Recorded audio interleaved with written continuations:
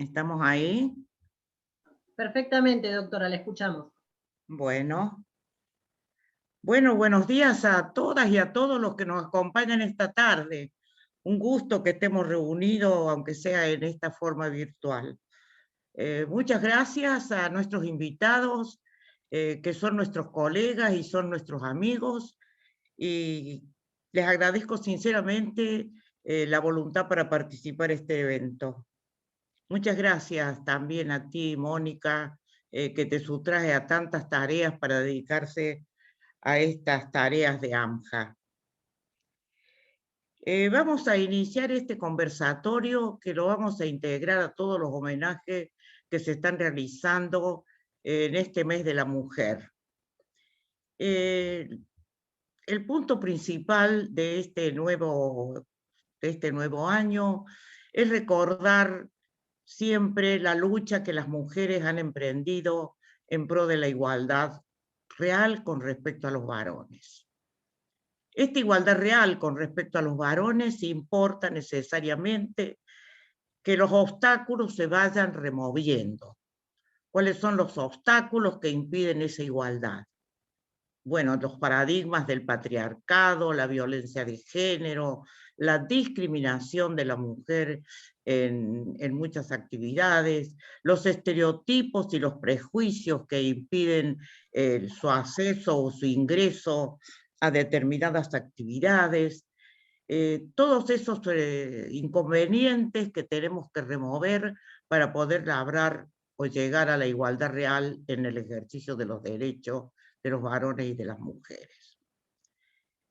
De acuerdo a lo que se pensó en las convenciones internacionales de Belén de Pará y CEDAW, y las luchas de tantas mujeres desde casi durante todo el siglo XX, siempre se consideró que el espacio judicial era una verdadera línea de defensa de los derechos humanos de las mujeres. O sea, es el lugar donde las mujeres van a ir a reclamar por la protección de sus derechos. Y es el lugar donde el Poder Judicial, o desde el cual el Poder Judicial va a poder brindar toda su asistencia y toda su protección a las mujeres que sufren violencia. Ese fue el principio, confiar en el Poder Judicial. Pero para poder confiar en el Poder Judicial ante esta nueva temática que se ponía sobre todos los escritorios, o sea, la temática de género, la necesidad de juzgar con perspectiva de género, se hacía necesario, como todos ustedes saben y lo han vivido, el despliegue de una serie de herramientas. La herramienta más importante fue sin duda la capacitación y sensibilización de todos los operadores dentro del sistema judicial. O sea, no solamente de los magistrados y funcionarios, sino también hasta de los empleados y de todos los auxiliares en las ramas de apoyo al Poder Judicial. O sea, capacitar y sensibilizar en género. ¿Para remover qué?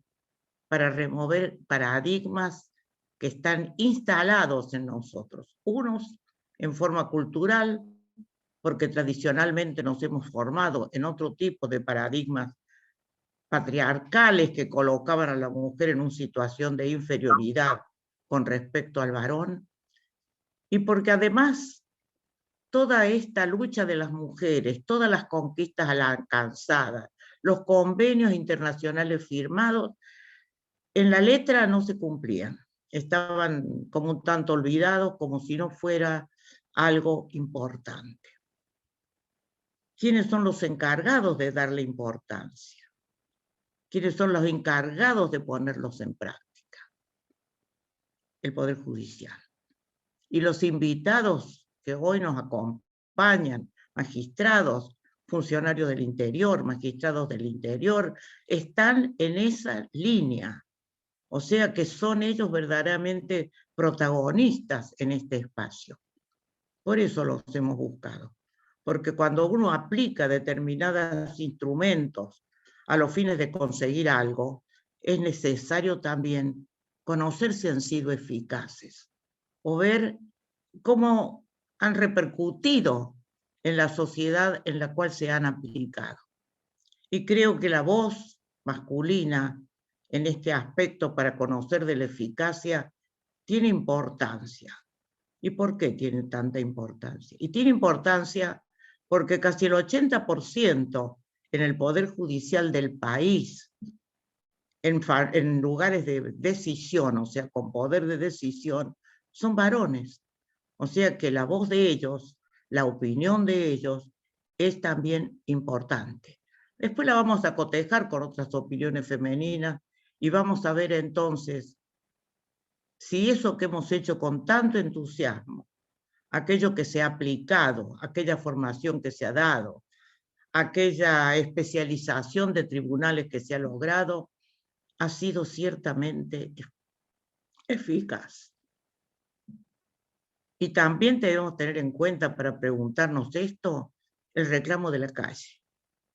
El reclamo de la calle que le está demandando al Poder Judicial por justicia, le está reprochando que no actúe o por qué no actúa.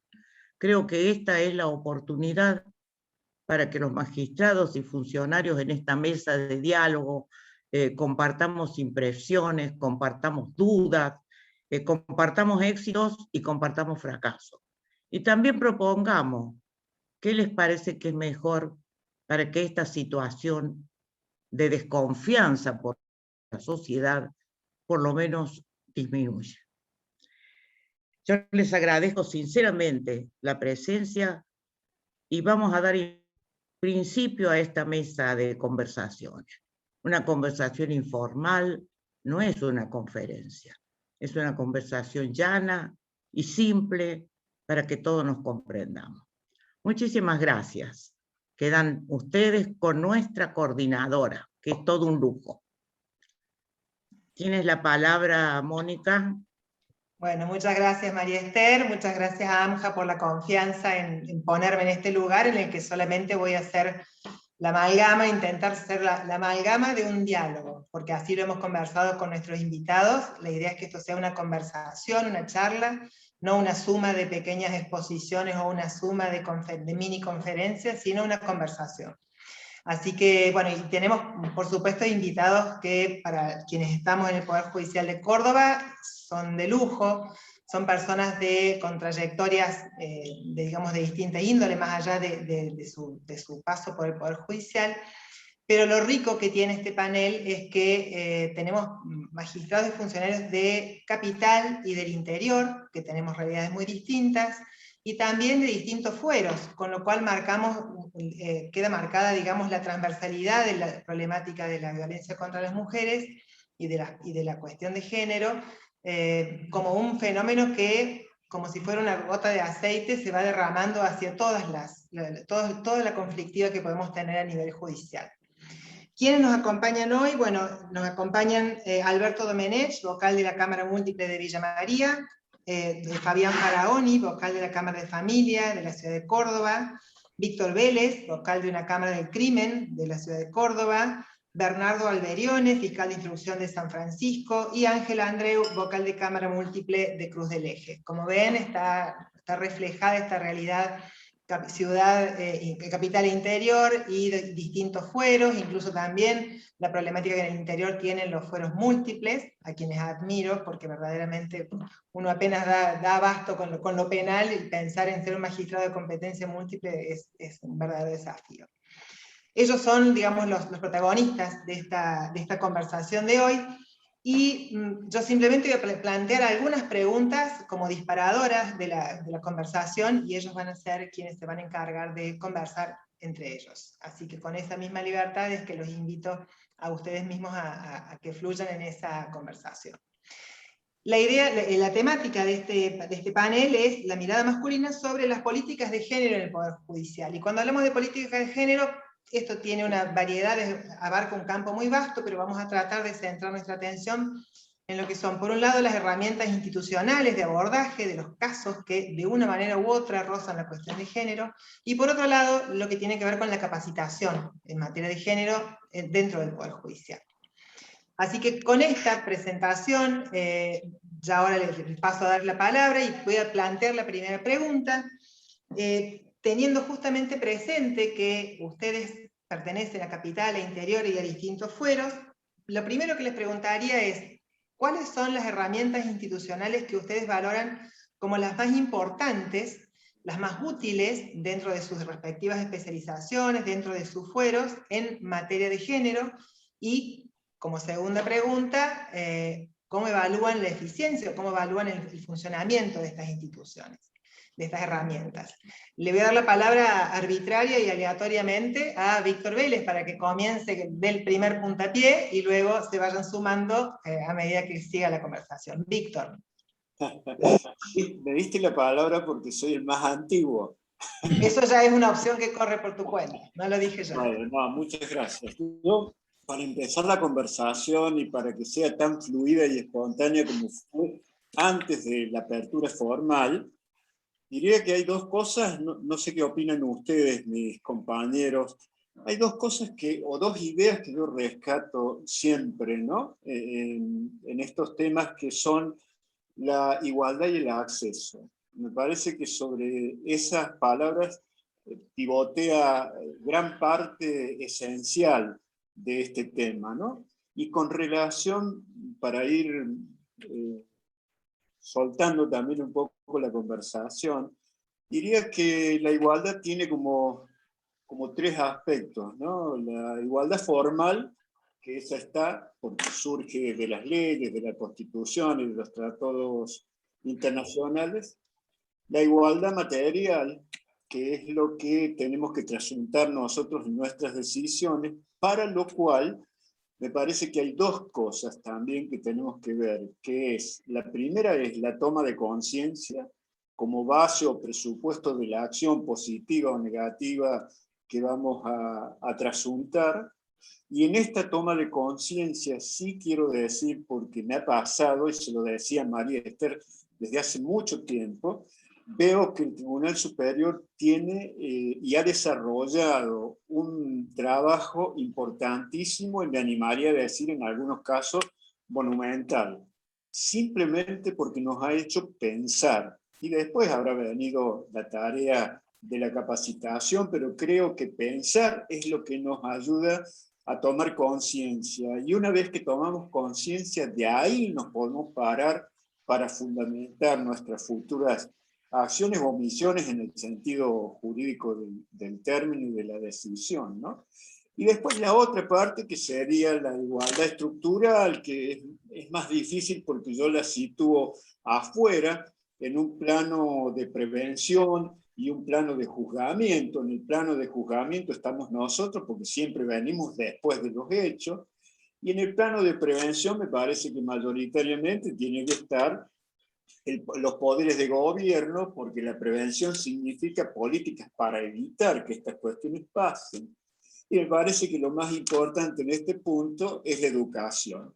Y esto sin perjuicio de que nosotros en nuestras tareas hagamos prevención general con un fallo.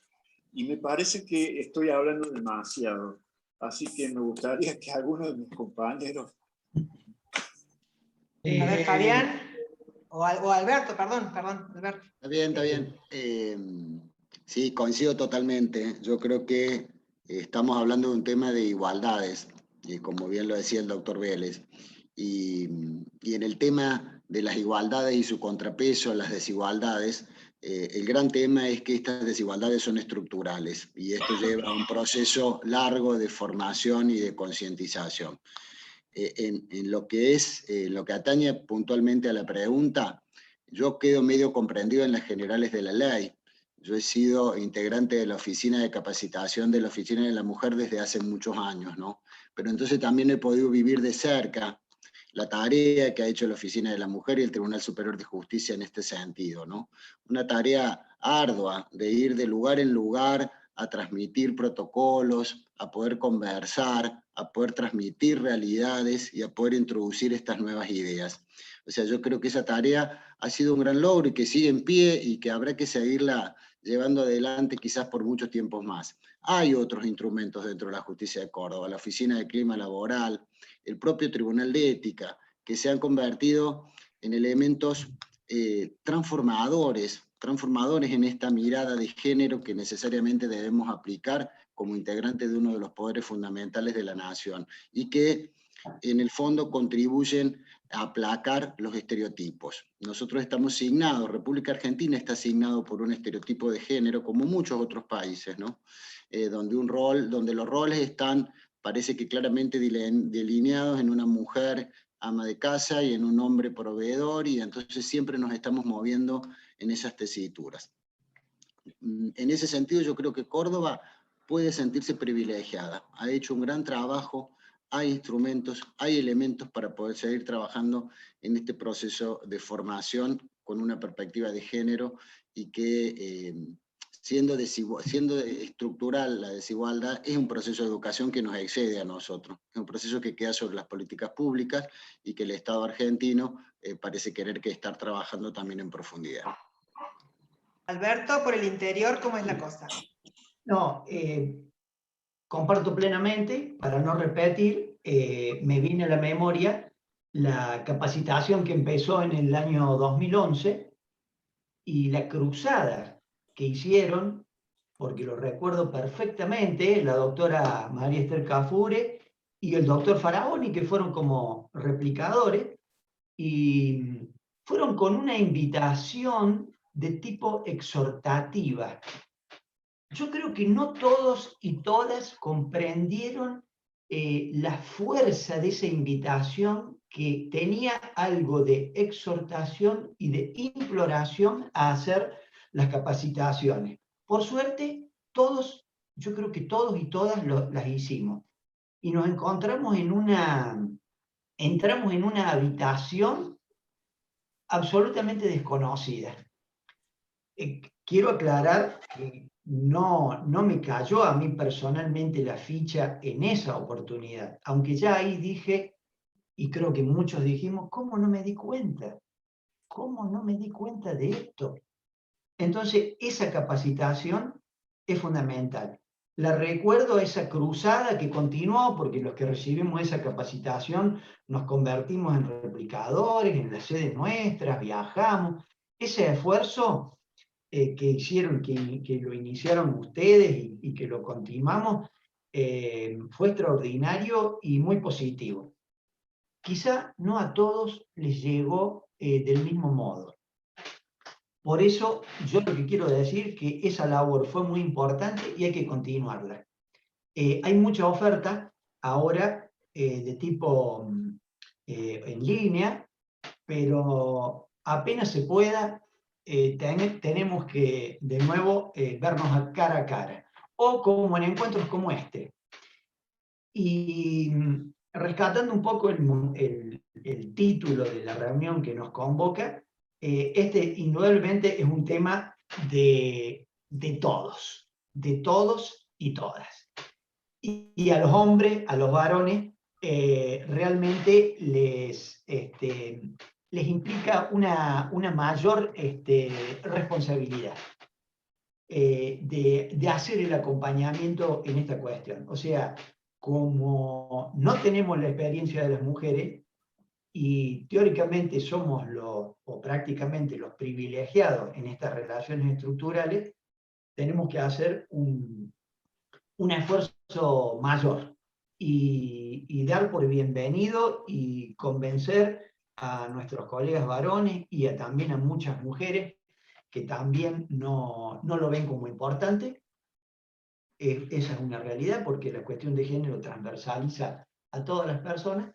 Así que yo creo que respondiendo completamente a la pregunta, la tarea ha sido ímproba, muy productiva, y hay que seguir en esa senda. Ángel. Sí, bueno, en primer lugar un saludo a todos quienes participan de esta charla, y un agradecimiento especial a Ángel, porque la verdad que es un gusto poder participar y con todos ustedes. La verdad que como un magistrado del interior y varón, creo que si yo tengo que resaltar cuáles de las herramientas institucionales me parecieron o me parecen más trascendentes, importantes para la temática, es sin duda alguna la formación y la capacitación que especialmente desde el Tribunal Superior de Justicia se implementó, como bien han dicho mis colegas precedentes, desde hace ya muchos años. Desde lo personal, la verdad que a mí me ha quedado marcada excelentes maestras que estuve en mi escuela primaria, en un lugar rural y que realmente me han marcado de por vida.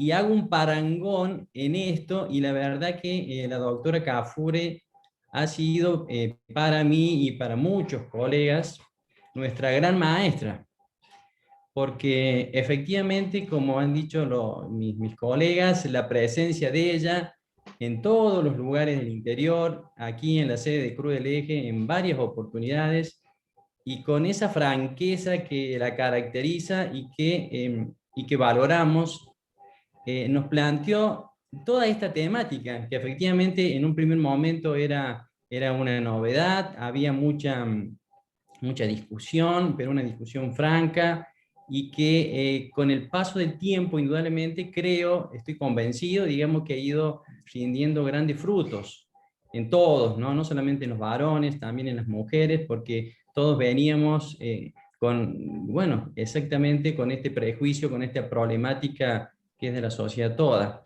Así que yo quiero resaltar esta labor del Tribunal Superior, que en la persona de la doctora Kafure, pero obviamente ha sido un esfuerzo compartido de grupo muy importante que ha permitido, insisto, llegar a cada uno de los rincones de nuestra provincia y especialmente a nuestra sede, que a partir de allí, y como bien lo han dicho los colegas, al comienzo era algo voluntario, era una invitación en donde creo que la mayoría nos sumamos, y eso nos ha permitido, inclusive hasta el día de hoy, poder justamente tener una perspectiva de género. Así que en definitiva resalto especialmente esa capacitación.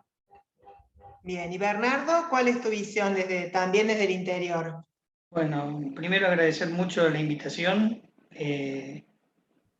Me siento muy a gusto hablando y trabajando con mujeres, que he trabajado mucho, he tenido jefas y he tenido empleadas, secretarias, y la verdad que el género nunca en mi ámbito de trabajo ha sido una diferencia.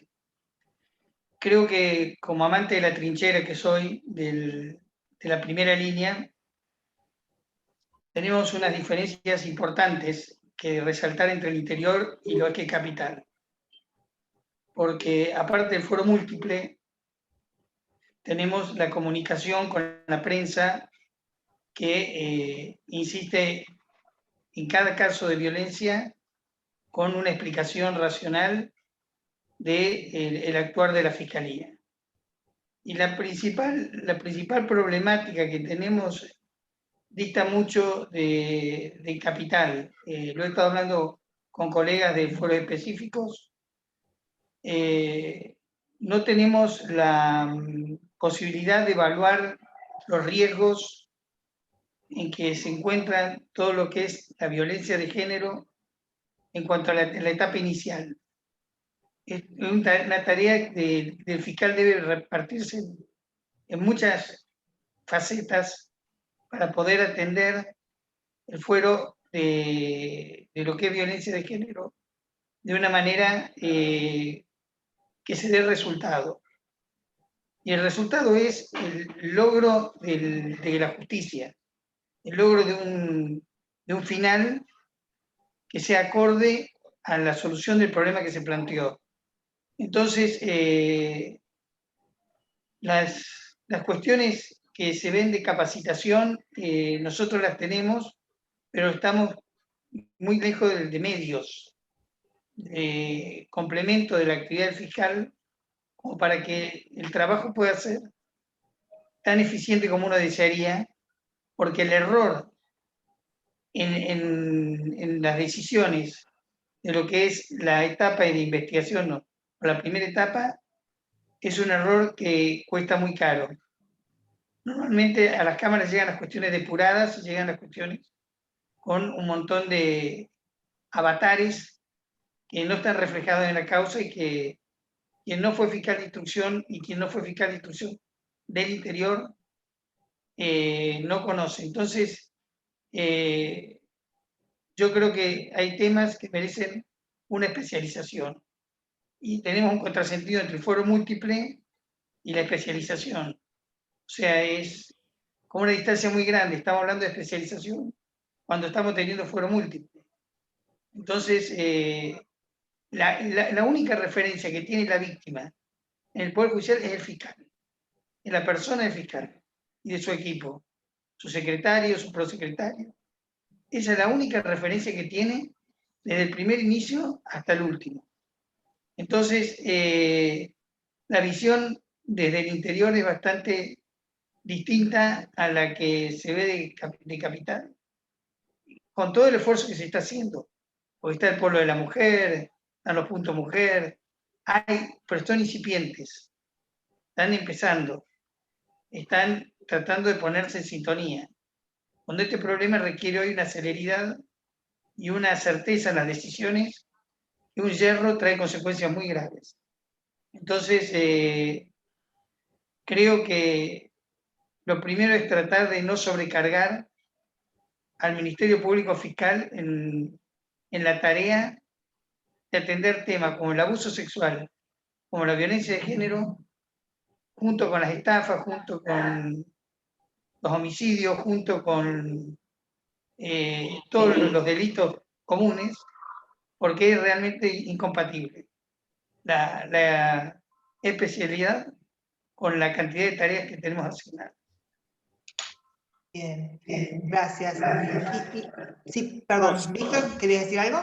Sí, quiero hacer un aporte y Bernardo un poco me introdujo en el tema. Me parece que es cierto que los problemas judiciales nos desbordan. Las oficinas están abarrotadas de problemas judiciales y a lo mejor tenemos que fijar prioridades y no podemos solucionar todos los problemas como es la realidad. La justicia no puede dar una solución a todos los problemas y en definitiva creo que a veces no soluciona, sino que redefine una cuestión poniendo ciertos límites y brindando ciertas pautas. Entonces lo que yo digo es que me parece, ¿no?, que habría que instalar, me parece que ya debe estar, pero de todas maneras hay que reforzar el diálogo institucional con los poderes de gobierno, porque los responsables de generar estructuras que permitan cambiar los paradigmas de estos medios perversos que hay, dependen de la educación, y la educación requiere un tiempo para cambiar la pauta cultural. Mientras las pautas culturales no se empiecen a cambiar, me parece, Bernardo, vamos a tener siempre la misma cantidad, porque en definitiva nosotros no vamos a reformar nada. Lo que podemos hacer sí es fijar pautas para la prevención general, pero hay que hacer hincapié en que los medios los tiene que brindar el Estado, y para mí el principal medio es la educación. El problema lo agarramos muy tarde, lo agarramos cuando ya es tarde, lo agarramos cuando ya hay un femicidio, lo agarramos cuando ya hay hechos consumados, donde ya todo es trágico. Entonces, o atacamos el problema antes y desbaratamos la fábrica de violentos y la fábrica de abusadores, o no es imposible atacarlo castigando, es absolutamente inconducente. No llegas a nada, pero lo que, digamos, la justicia está para lo que ya pasó. A mí, el Estado está, una parte del Estado está para evitar que lo que no tiene que pasar, pase. Y esa es la política donde tiene que estar la educación. Pero la gente, la respuesta se le exige a la justicia, no se le exige está bien. Al órgano que tiene que exigirle. No, ya lo sé, pero digo nosotros, desde el Poder Judicial, podemos tener conversaciones o diálogos institucionales y cada vez más seguido y cada vez con más persistencia, yo creo que acá en Córdoba se han tenido, porque tiene que tomar conciencia de gobierno que la prevención la pueden hacer solamente ellos y que tiene que fijar algo que es muy difícil en nuestro país, una política de Estado que continúe sea el gobierno que sea. Acá viene un gobierno que saca la política del otro, te pone la nueva, viene el otro, hace lo mismo. No hay coherencia, no hay coherencia, ese es el tema. Bueno, pero por eso en educación hay que fijar políticas de persecución, por lo menos en Córdoba, de persecución de Estado. Ahora, fíjense ustedes que estamos en un momento en que a lo mejor ustedes 5 han hecho hincapié en la importancia de la educación, de la capacitación, ¿no? Educación, creo que refiriendo a la educación, digamos, que comenzamos desde la edad temprana y demás, y capacitación la que ya estamos teniendo nosotros en nuestros trabajos y que también se replica en otras actividades. Y fíjense que nosotros creo que estamos en un muy buen momento para empezar a evaluar cuán eficiente es el tema de la capacitación o de la educación para cambiar esos estereotipos. Nosotros estamos terminando de cumplimentar en Córdoba la capacitación obligatoria por la ley Micaela en el Poder Judicial. Y aquí tiro una segunda pregunta, porque supuestamente la gran mayoría de nuestros operadores judiciales y operadoras ya nos hemos capacitado, hemos recibido esa capacitación obligatoria. Pregunto, en concreto, ustedes en sus despachos, en la gente con la que en sus empleados y empleadas, en los funcionarios y funcionarias con quienes trabajan, ¿han notado que esa capacitación haya impactado de manera concreta? ¿Ha tenido un efecto concreto? ¿Se ha cambiado en algo en la forma de trabajo, en la forma de abordaje de estos problemas? A ver, vamos con Fabián, si querés comenzar. Bueno, Mónica, sí, yo creo que es perceptible. Es perceptible a nivel de nuestros empleados y del trabajo que tenemos en la oficina, es perceptible y basta revisar un repertorio jurisprudencial para que nosotros podamos advertir que la justicia penal, la justicia civil, la justicia de familia, la justicia comercial, ya empieza y ha empezado a aplicar la perspectiva de género en sus pronunciamientos. Y es perceptible también en la relación que tenemos internamente, hacia adentro nosotros dentro del Poder Judicial, ¿no? Yo creo que esa tarea de concientización está. Yo entiendo lo que plantea Bernardo. Es cierto, la realidad de Córdoba es una y la realidad del interior es otra. A mí no me ha tocado como funcionario judicial estar en el interior, pero he sido abogado litigante en el interior y sé lo que es un fuero múltiple. Vos recién lo decías, Mónica. Digo, un fuero múltiple implica tener la cabeza en 200 cosas puestas y muchas responsabilidades y en una comunidad chica que te está encima, ¿no? Nosotros por ahí en Córdoba, especialmente en mi caso, donde pertenezco a un foro especial, donde cuenta con todos los recursos necesarios para trabajar la problemática de la violencia, lo cual no quiere decir que no presente un colapso, también es un foro que tiene un alto congestionamiento por más que es un foro especial. Pero volviendo a la pregunta tuya, yo creo que sí, que ya se percibe.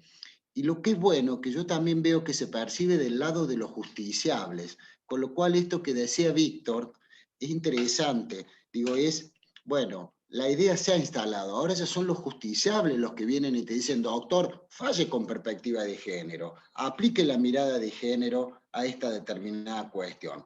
Aun cuando me lo digan como un formalismo y porque queda lindo en un escrito, ¿no?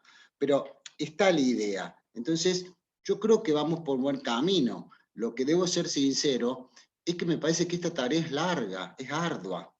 Va a ser un proceso muy largo, es estructural, es cultural. Tenemos que formar a nuestros niños y a nuestras niñas con esa mirada para que nosotros podamos ver otros resultados. Y sin lugar a dudas, con un Estado que me acompañe del otro lado, porque el Poder Judicial no es ajeno a lo que pasa en la sociedad toda, pero el Poder Judicial solamente puede tener una función preventiva, puede tener una función punitiva, y después de ahí es más que. ¿Quién acompaña? ¿Quién sigue?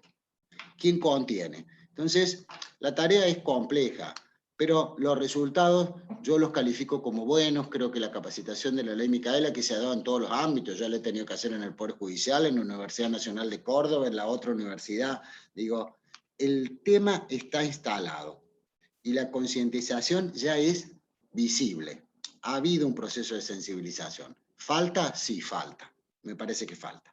Ángel, ¿coincidís en esta mirada de Fabián en cuanto a que sí ha habido un buen resultado, una buena recepción de esta capacitación? Sí, sí, coincido plenamente, de igual manera que esto debe ser algo continuo, una capacitación constante, ¿no? de todos. Para no repetir, y creo para dar algún aporte que me parece que se origina esencialmente en la experiencia práctica. En el caso nuestro, que yo integro un tribunal de juicio, donde sí me parece que hay como una laguna que sería importante ocupar en cuanto a la formación, es específicamente en la capacitación de los jurados populares. Nosotros lo que hemos advertido, que, bueno, obviamente la capacitación formalmente está dirigida previamente, antes de que fuera obligatoria, estaba dirigida a, bueno, justamente a los integrantes del Poder Judicial, con la ley Micaela, como todos sabemos, abarca ya a todos los poderes del Estado, pero nosotros en la experiencia práctica hemos advertido que en el caso de los juicios por jurado, hemos encontrado, si bien también hemos advertido que calculo yo que porque es un tema ya de que toda la comunidad está tomando conciencia de a poco, en general sí apreciamos también que hay una mirada con perspectiva de género, pero sin embargo vemos con alguna inquietud, algunas posturas que me parece que sería importante trabajar allí en una capacitación previa, seguramente a través de la Oficina de Jurados Populares, una vez que ya estén seleccionados, hacer a lo mejor una capacitación, si bien a lo mejor no sé cómo podría llegarse adelante en la práctica, digamos, pero indudablemente sí nosotros hemos detectado esa situación, ¿no? Que a veces hay una dificultad en tener una mirada con esta perspectiva de género. En el caso de los magistrados y funcionarios y empleados, comparto con los colegas que todo este tiempo de capacitación está dando sus frutos y me parece que estamos en la buena senda. Ese sería el aporte desde el punto de vista práctico, que yo entiendo que sería importante por lo menos debatir y ver si se puede avanzar en ese sentido. Alberto, ¿ves un antes y un después en la ley Micaela? Sí, notable. De todos modos, para no repetir, tal cual lo han dicho los colegas, lo que sí, como dificultades, que esa fue la pregunta, veo como una dificultad hacia afuera, cierta deficiencia o planteos no tan precisos de abogados y abogadas trayendo el tema con la visibilización de la perspectiva de género, porque allí tiene que haber un aporte probatorio más amplio en cuanto a los indicios, en cuanto a otras cosas que no son totalmente atinentes a la causa. Aclaro que yo tengo la parte civil, comercial, familia y contencioso administrativa. En penal hay cierta oficiosidad en la investigación probatoria, pero en lo nuestro, teóricamente, siempre ha habido un equilibrio entre partes. Entonces es muy importante que las partes traigan el tema. El tribunal no queda liberado oficiosamente de aplicar la perspectiva de género y buscar, a veces, rompiendo ese equilibrio hipotético entre las partes y tratando de, digamos, de tirar abajo esa desigualdad estructural. Esa es una dificultad. Y otra, hacia afuera, es hacia afuera y hacia adentro, en los empleados, empleados, funcionarios, colegas, indudablemente el tema está instalado. Pero quizás tenemos que reconocer que no en todas las personas genera un convencimiento pleno de esto. Y a veces la dificultad o el peligro está en creer que aplicando esto estamos siendo desiguales. Y bueno, sí, tenemos que aplicar una medida positiva para romper esa desigualdad. Algunos le tienen temor a esto. Hemos visto, lamentablemente, unas manifestaciones públicas de un juez de un alto tribunal en lo penal, y ahí se ve, se puede advertir con ironía o con sarcasmo una crítica a la tarea de quienes en el juzgamiento de mujeres que han cometido delitos o están imputadas de delitos en condiciones de violencia de género, en una situación de género, quisiera poner en evidencia a esa persona como que va a haber un trato desigual o demasiado favorable, en este caso a las mujeres. Y no hay que tenerle ningún temor a eso. Recientemente el Tribunal Superior de Justicia, en una causa civil y comercial, pone las cosas en claro. Se planteó el tema, quizá un poco tardíamente, de la cuestión de género y dijo claramente, acá no hay una cuestión estructural de desigualdad, no, la mujer no ha sido afectada. Y en todo caso se puede verificar eso en otras instancias.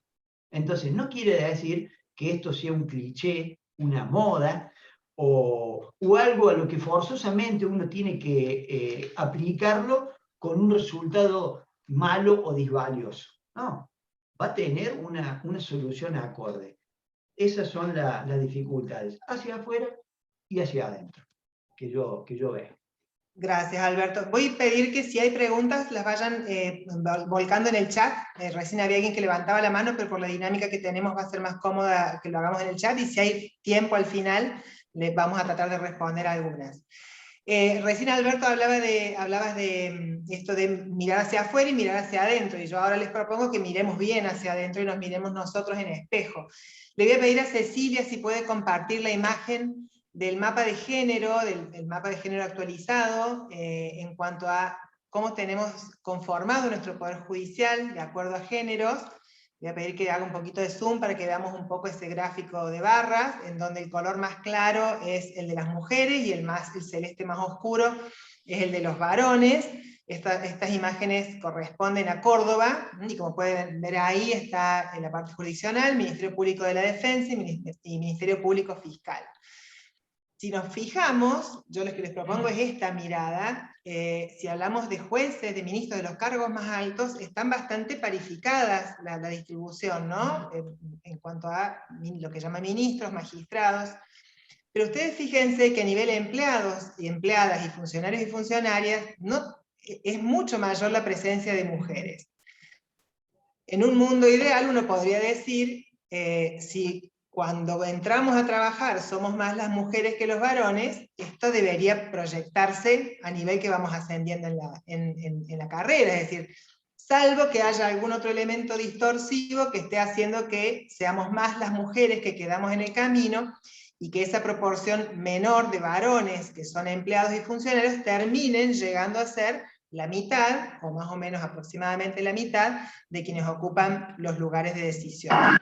¿Qué reflexión les merece esto? ¿Qué ven en esto? ¿Bernardo? La verdad que creo que llega un momento donde se mimetiza la función del hombre y de la mujer cuando los objetivos son los mismos. O sea, no... Creo que es complementario y es integrador la presencia de hombres y mujeres en la proporción que sea, porque creo que es una cuestión de un modo de actuar, no es una cuestión de género, la que va a cambiar la visión o la resolución de las situaciones que se plantean en justicia. Yo creo que es una cuestión de, tengamos todo claro, de que somos todos pares. O sea que tenemos que lograr y buscar el consenso en el equilibrio de las resoluciones, más allá de que en un momento tengamos que proteger un factor y en otro momento otro para tratar de lograr equilibrios. Yo no lo veo como un elemento que afecte el funcionamiento del poder, en más o en menos en la medida en que tengamos claro cuáles son los puntos sobre los que tenemos que trabajar y el objetivo que tenemos como Poder Judicial, o sea, como uno de los poderes del Estado. Lo demás, la cantidad o el porcentaje, yo no lo veo como un elemento que varíe si tenemos los objetivos claros. Víctor, ¿cuál es tu visión sobre esto? La pregunta es, ¿por qué hay más varones que mujeres en los cargos más altos? Sí, o más o menos los mismos, cuando a nivel de empleados y funcionarios en los cargos más bajos somos más las mujeres.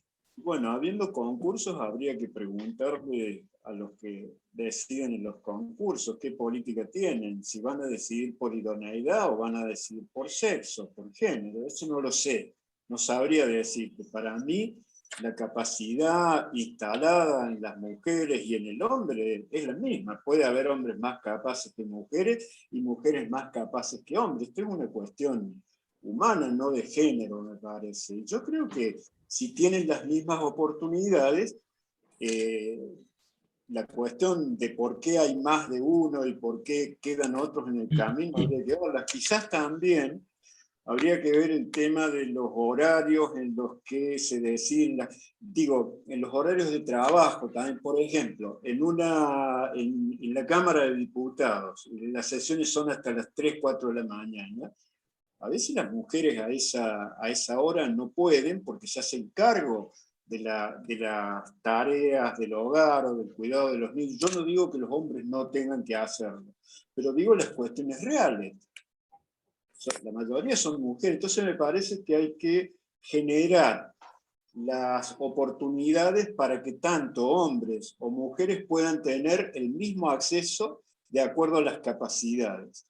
Y en lo demás, ¿por qué quedan algunas en el camino? Habrá que ver cuáles son los criterios de los tribunales, si realmente los cargos se llenan por concurso, porque a veces el letrero es por concurso, y en general el concurso suele estar arreglado, o si alguno tiene una palanca o una cuña, entra más fácil y más rápido que el otro.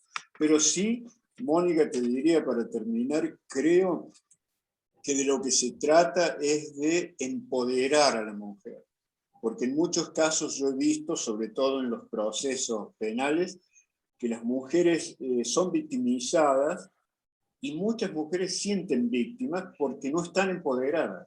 Y a mí me parece que hay que empoderarlas cada vez más, que es cuestión de conciencia, que es cuestión de educación, que es cuestión de tarea un poco de todos los que nos topamos con alguna de esas cuestiones, ¿no?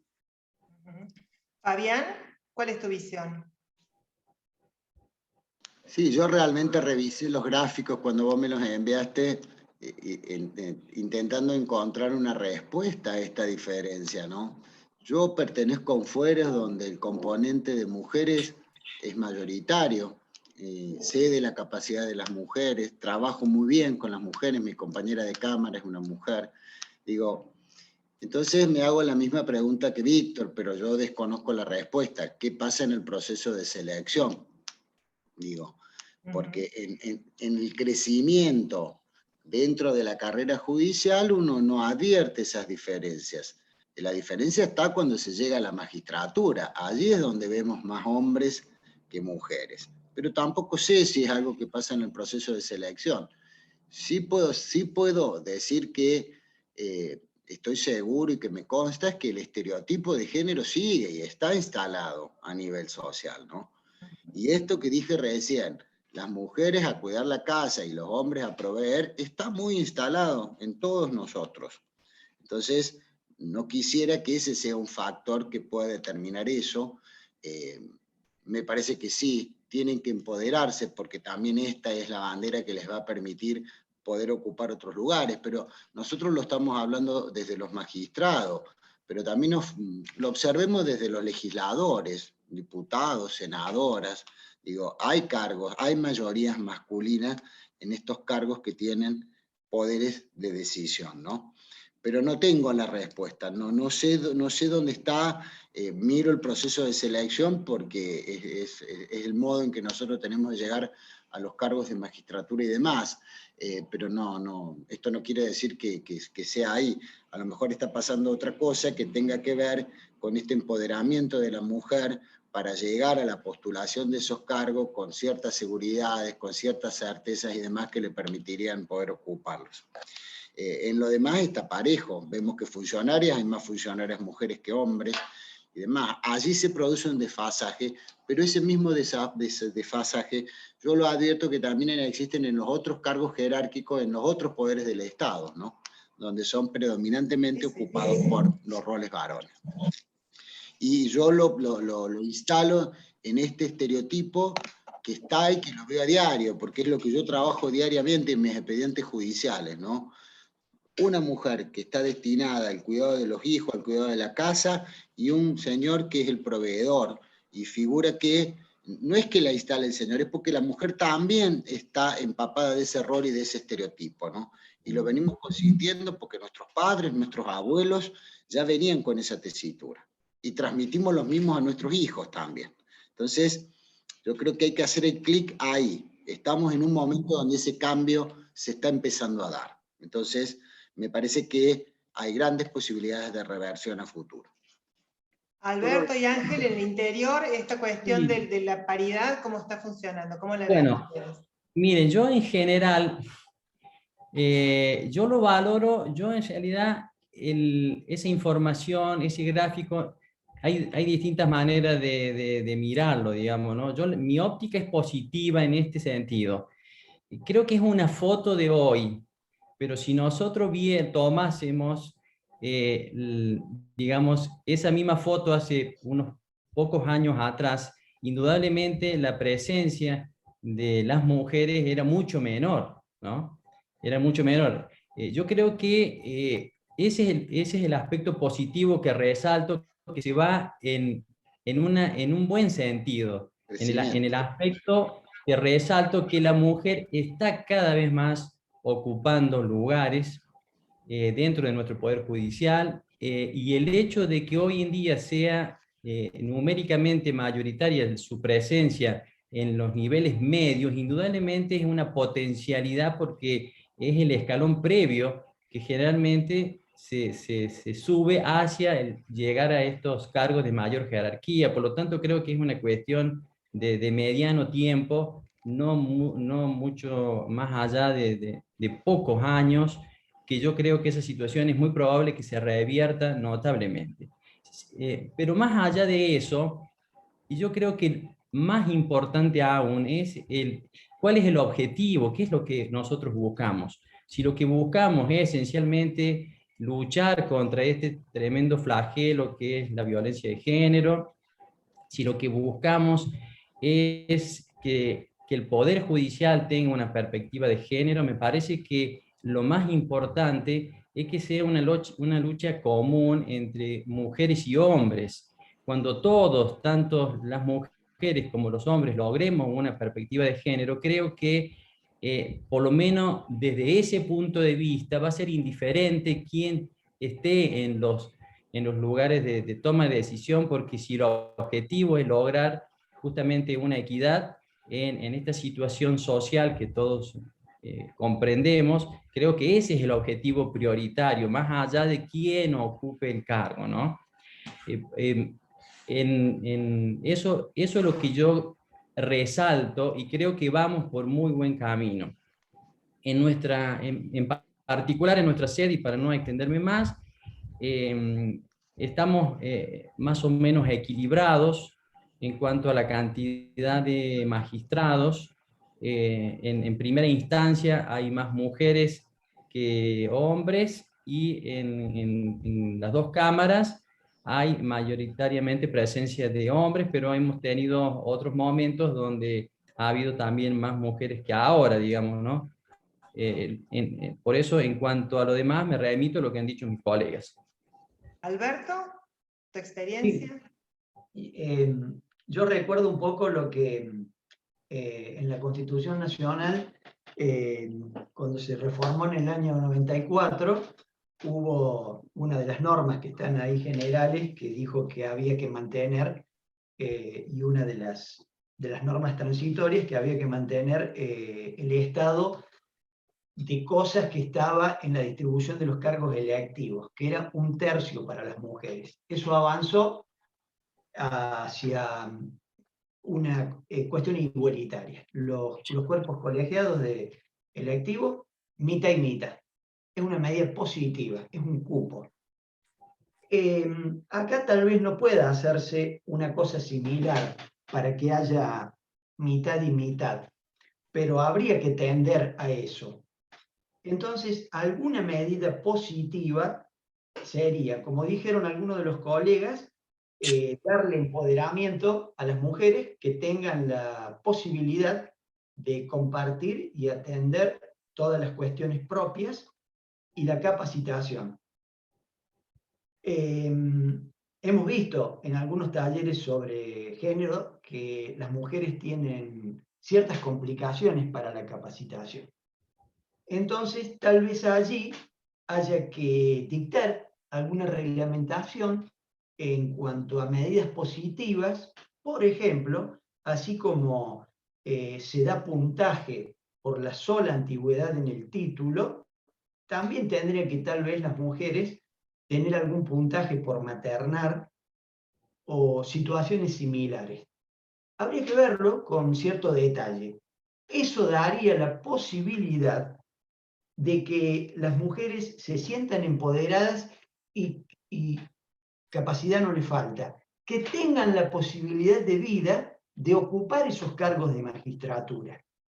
Entonces, a los cuerpos de selección, el Consejo de la Magistratura, tal vez les resultaría más simple, con ciertas reglas que remedien algunas situaciones de desigualdad, que las mujeres ocupen mayores cargos, cargos de mayor jerarquía en el Ministerio Público, en la magistratura.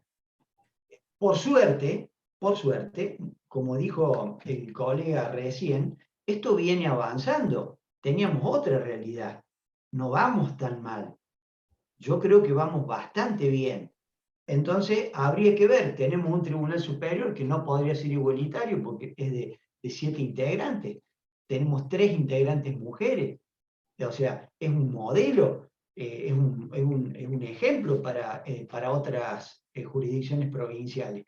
Entonces yo creo que tenemos que estar bastante orgullosos de eso y seguir. Pero creo que en los procesos de selección y en las posibilidades que van teniendo las mujeres, se sientan con el poder de poder cumplir adecuadamente esa función.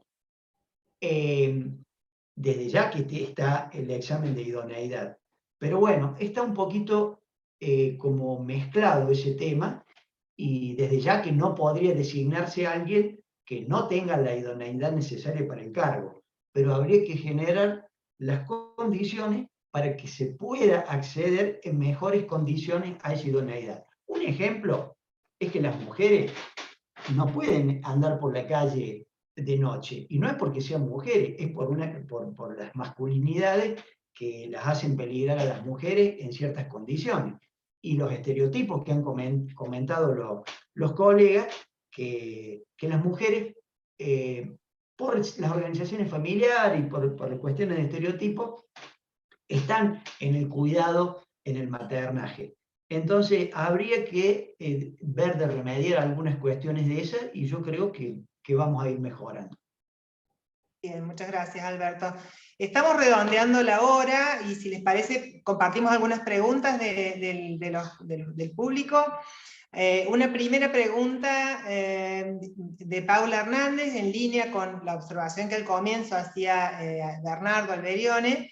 Pregunta, ¿por qué nos está fallando la articulación entre la justicia y el Estado para la prevención y la protección de las víctimas? ¿Qué se puede mejorar ahí? Señalaba en esto la pregunta, que es un poco más larga, esto de que se acaba de anunciar, la creación del refuerzo del Fuero Penal de Violencia de Género con más juzgados en el interior, luego los juzgados civiles de familia y violencia que pueden tomar medidas de protección, pero siguen estando concentrados en capital.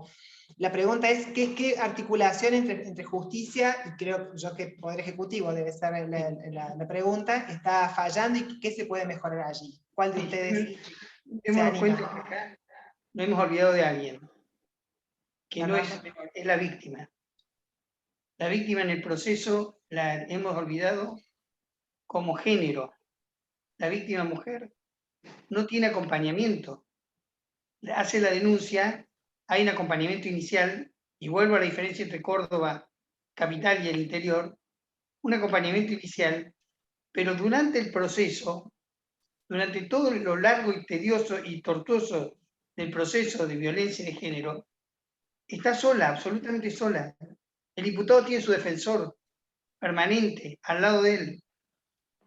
La víctima no tiene más nadie que el fiscal en el interior que tiene que contenerla, explicarle, decirle cómo son las cosas. O sea, está recayendo todo sobre el Poder Judicial, en lo cuanto necesitamos más acompañamiento en cuanto a los poderes que tienen que hacerse cargo de cada una de las etapas, sea de la educación, como para desarticular esta fábrica de victimarios y víctimas, como la del acompañamiento durante el proceso judicial, con una presencia más sólida, más directa del Estado al lado de la víctima.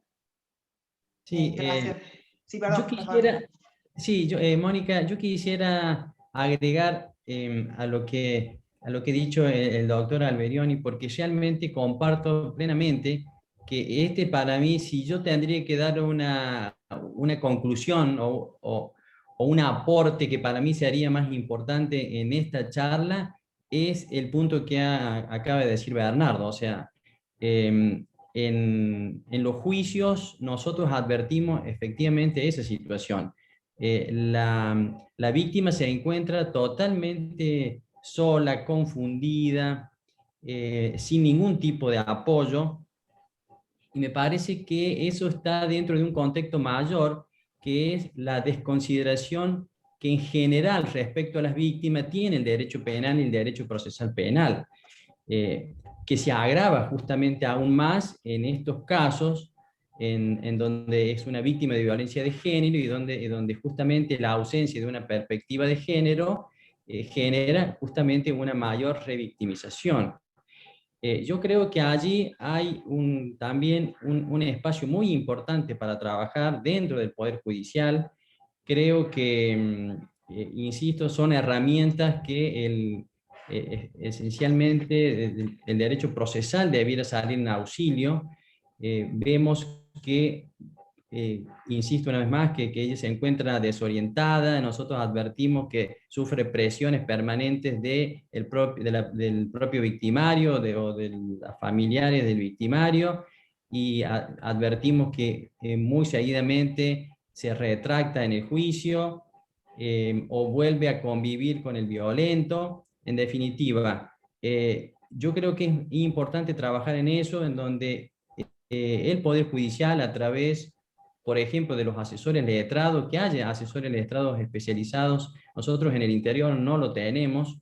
Insisto que la víctima se encuentra sola, y es muy importante trabajar en ese aspecto. Para mí lo esencial que creo que se debiera hacer es esta capacitación, por un lado, hacia el Poder Judicial, y otro, trabajar concretamente en la consideración de la víctima y en el apoyo durante el proceso, como dijo el doctor Alberioni, tanto en la instrucción como durante la cámara también. Bien, sobre este punto, bueno, veo algunos mensajes en el chat de Susana Medina, de Aida Tarditi, en cuanto a, señalan cómo Hilda Marchiori, cordobesa, fue una de las pioneras en visibilizar la figura de la víctima dentro del proceso, ¿no? Pregunta dirigida al doctor Vélez, de Estela Especia, que le pregunta cómo interpreta el doctor Víctor, cómo interpretas la igualdad estructural en el marco de la CEDAW, de la Convención para la Eliminación, para la eliminación de la discriminación, de todas las formas de discriminación contra la mujer. No entiendo la pregunta. ¿Cómo la interpreto? ¿Cuál es tu interpretación de la igualdad estructural en el marco de la CEDAW? Esa es la pregunta. Podemos pedirle en todo caso a Estela. Estela, ¿me podés aclarar un poquito? A ver, ¿podemos desmutear a Estela, Cecilia, si la ves? ¿O ella sola desmutearse? Hola, buenas tardes. Hola, Gracias. Estela. Gracias. Sí, en realidad es a raíz del artículo 4 de la CEDAW, de las acciones afirmativas, en donde realmente es una disposición de la CEDAW incorporada a nuestra Constitución, es nuestra Constitución, que establece justamente la implementación de las acciones temporales para igualar los derechos de las mujeres con los varones. Entonces, es un tema que realmente se aborda la igualdad con las desigualdades estructurales, para igualar esa desigualdad estructural, que pienso que no solamente está en el exterior, sino que también está dentro del Poder Judicial. Los tres poderes del Estado tienen las obligaciones de igualar estructuralmente los géneros. Entonces, esas acciones afirmativas al que hizo recién el doctor Domenech alusión, son justamente herramientas constitucionales que se incorporan a la Constitución para abordar esas desigualdades estructurales que históricamente las personas que pertenecemos al género femenino tenemos. Entonces, ese era el concepto que yo quería ver cómo se interpreta la igualdad estructural desde la Convención para la Eliminación de toda la forma de discriminación contra la mujer a la luz, justamente sería de ese artículo. Como lo ve, que recién hicieron eco a es decir, de los estereotipos de género que justamente están abordados en el artículo 5 de la CEDAW en el inciso A. Bueno, Eso sería yo te digo, Estela, a mí me parece que hay un término que nosotros tenemos que internalizar, que es el de la igualdad. Y la igualdad va y viene, o sea, es una cuestión circular. En los procesos, la igualdad es igualdad de armas. Tanto, digo, yo soy juez penal, ¿no? En los procesos penales me parece que la igualdad es igualdad de armas. El acusado tiene que tener una defensa y para mí en estos casos la víctima también tiene que tener un asesoramiento legítimo y nosotros tenemos que tomar conciencia que entre dos iguales hay que darle la razón al que tenga la razón, pero la desigualdad se plantea según el contexto. Por ejemplo, y el deber del Estado me parece que es amparar al más débil para lograr la igualdad. El que está en desigualdad de armas tiene que ser amparado por el Estado para lograr la igualdad frente al otro, y eso cambia según el contexto. Por ejemplo, en el momento del delito, el más débil es la víctima y el poderoso es el delincuente, pero en el momento del proceso frente al Estado, el más débil es el delincuente, el más poderoso es el Estado, entonces hay que equilibrar armas. Y yo creo que para eso hay que tomar conciencia. Y sí quiero decir algo que me ha pasado en los procesos. Me da la sensación que no respondo lo que vos me estás preguntando, pero de todas maneras... Si me permite, ya no quiero tomar más tiempo. Creo que sí, se lo agradezco, doctor Vélez. En este caso yo lo interpreto así. A la luz del artículo 4 de la CEDAW, lo que usted me está diciendo sería que en el proceso penal la mujer generalmente se encuentra sin un patrocinio obligatorio para estar en igualdad de armas, y yo lo observo en mi trabajo con respecto a la persona denunciada, imputada, que sí tiene un defensor. Entonces, para que haya igualdad de armas y haya igualdad estructural en el proceso penal, nunca puede estar una mujer denunciada, víctima, mujer afectada, como se la quiera denominar, si no tiene un patrocinio obligatorio que la represente y no solamente asesoramiento y acompañamiento, patrocinio. Yo lo interpreto así. Y te diría más, yo estaba prestando mucha atención a lo que decía Bernardo recién, lo que decía Ángel, porque en el interior las cosas son diferentes, hay menos medios, pero también digo, tanto Bernardo como Ángel, hay que hacer lo posible para que desde donde ustedes puedan, estas mujeres tengan un acompañamiento. Yo no sé, o pedirle a la psicóloga de la universidad que venga, o pedirle al colegio de abogados que les designe un abogado, hasta que el problema se pueda solucionar. No sé, no quiero meterme mucho en esto porque no sé cómo ha resuelto el Tribunal Superior esa cuestión, pero estoy seguro que en el Tribunal Superior a eso lo tienen que tener presente y lo van a solucionar en cuanto puedan. Y aprovecho el espacio para decir una cosa que me pasó y que lo viví en los procesos penales, y quiero rendir un homenaje al coraje de las mujeres. Porque cuando una mujer tiene coraje, la verdad, tiene coraje y nos pasa por encima. Y yo creo que el coraje es la virtud más importante, porque si no hay coraje, las otras virtudes se van empalideciendo, se van desmereciendo. Y lo digo en casos concretos. En los feminicidios hay muchas organizaciones sociales que, digamos, en el homicidio de una mujer por parte de un hombre, la mayoría de las organizaciones sociales y mucha parte de la prensa presiona para que la calificación sea de feminicidio, siendo que la pena va a ser igual, la pena va a ser perpetua, aunque no sea feminicidio. Y las mujeres juezas son las que dicen y dan razones cuando no hay un feminicidio para no poner la figura del feminicidio. Y lo digo también con cierta tristeza. He visto fiscales y algunos jueces que, bueno, que han considerado feminicidio casos que no eran de feminicidio. Y nosotros tenemos que explicarlo. Bueno. Gracias, Víctor. Una última pregunta. Está muy interesante el chat, les sugiero que lo vayan viendo, pero no tenemos tiempo de volcar todas las inquietudes, así que a lo mejor si les pueden ir pegando una miradita van a encontrar comentarios muy interesantes. Una última pregunta, que por cuestiones de tiempo, a uno o a dos nomás que quieran opinar. La pregunta es de Adolfo Octavio Caballero. ¿Qué opinión tienen ustedes y cómo creen que pueden incluir en la práctica de la judicatura las denominadas nuevas masculinidades? Son estos términos con los que estamos familiarizándonos en los últimos tiempos. Alberto, Fabián, ¿quién se anima a contestar? Siempre hemos visto los mandatos de masculinidad como una cuestión negativa. Aprovecho para decir que un tema fundamental allí es el tema de la educación desde la primera infancia, como se dijo. La educación sexual integral es una necesidad.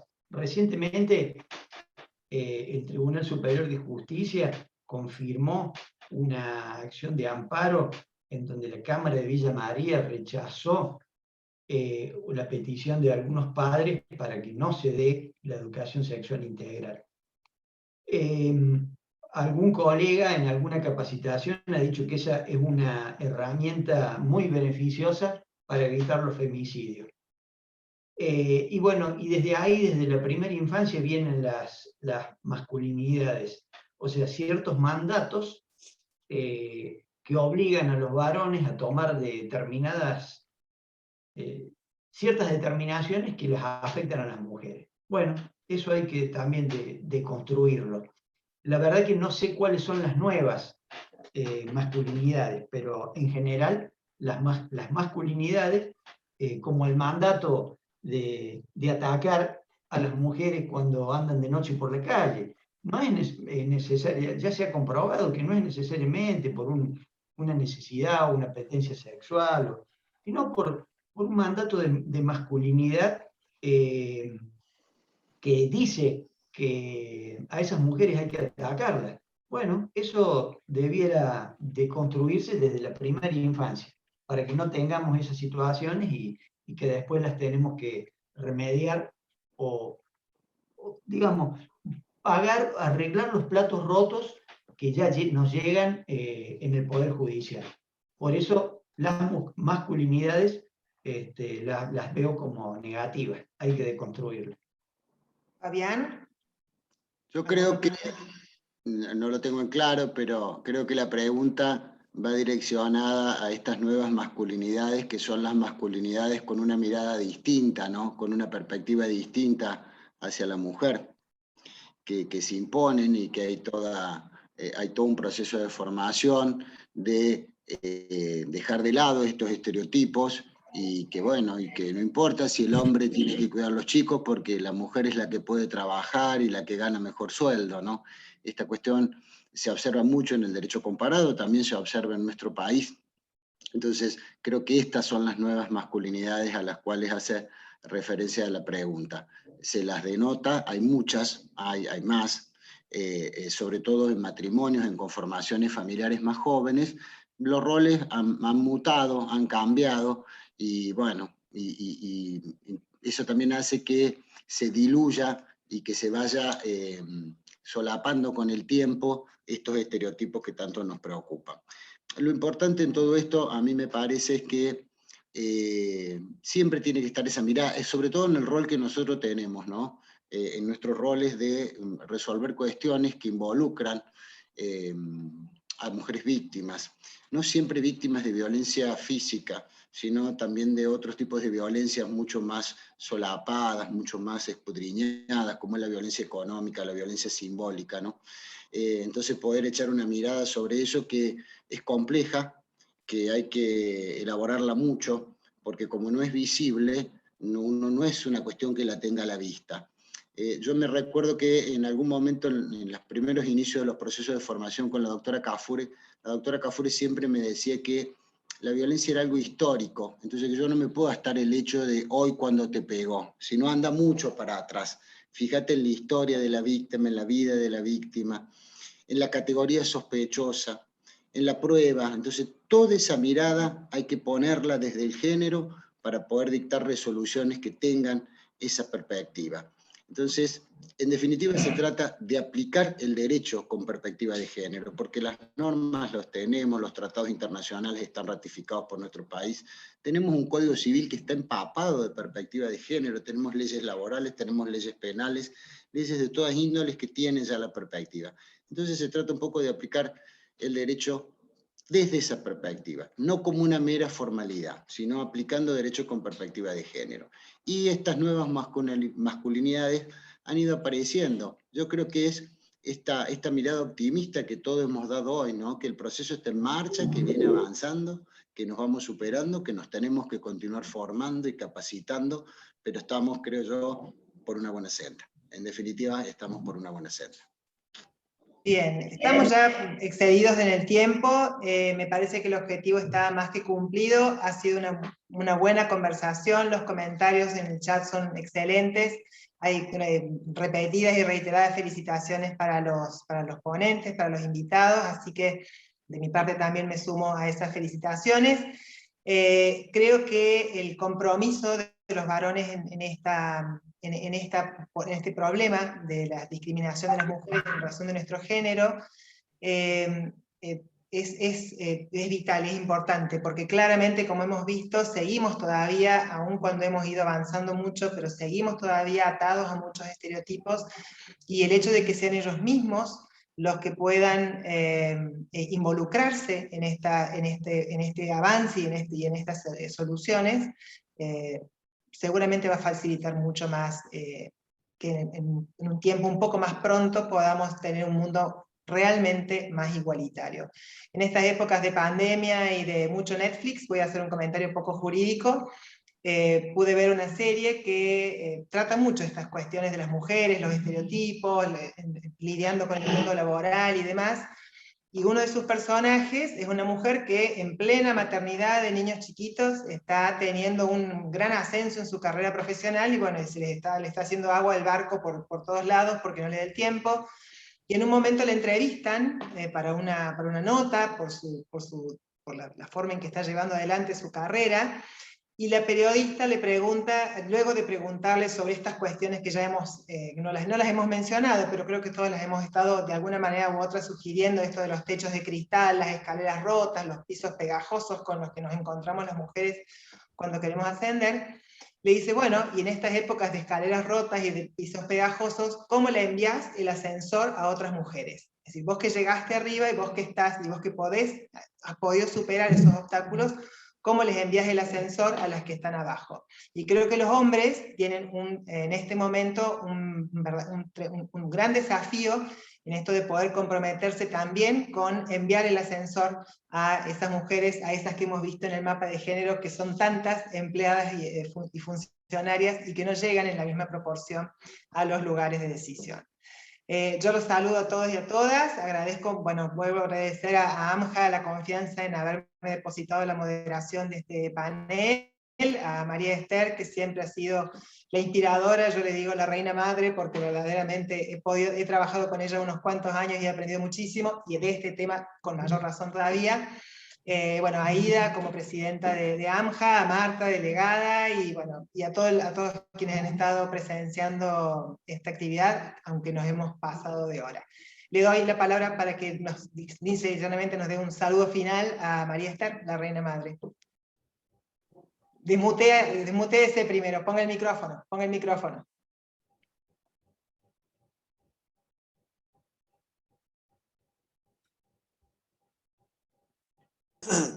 Ahí está, a ver. Acá estamos.